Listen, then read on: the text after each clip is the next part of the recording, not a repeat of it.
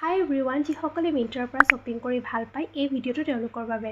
যদি মিন্ত্ৰাৰ পৰা শ্বপিং কৰে আৰু সেই প্ৰডাক্টৰ ৰিভিউ শ্বেয়াৰ কৰি আপোনালোকেও আৰ্নিং কৰিব পাৰে, আহক দেখাওঁ এইটো কিদৰে কৰিব পাৰি।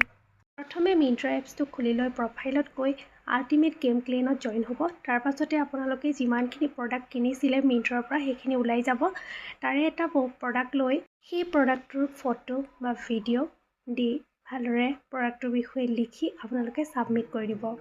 ইয়াৰ পিছত মিন্ত্ৰাই আপোনালোকৰ সেই ফটো বা ভিডিঅ'টো পাব্লিছ কৰিব আৰু তাৰ কাৰণে আপোনালোকৰ 24 বা 48 আৱাৰ্ছ লাগি যায়। যেতিয়া তেওঁলোকে এপ্ৰুভ কৰিব তেতিয়া আপোনাৰ ফটো বা ভিডিঅ'টো লাইভ হৈ থাকিব মিন্ত্ৰাত, আৰু যিসকলে সেই প্ৰডাক্টটো কিনিবলৈ যায় তেওঁলোকে তাৰ তলতেই আপোনাৰ ফটো বা ভিডিঅ' দেখা পাব, আৰু আপোনাৰ ফটো বা ভিডিঅ'টোত একবাৰ ক্লিক কৰাৰ পাছতে আপুনি ইয়াৰ পৰা আৰ্ণ কৰিব পাৰিব।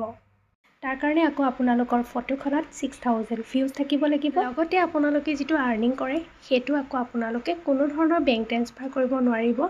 সেই আৰ্নিংখিনি আপোনালোকৰ মিন্ত্ৰা ক্ৰেডিটত থাকি যাব।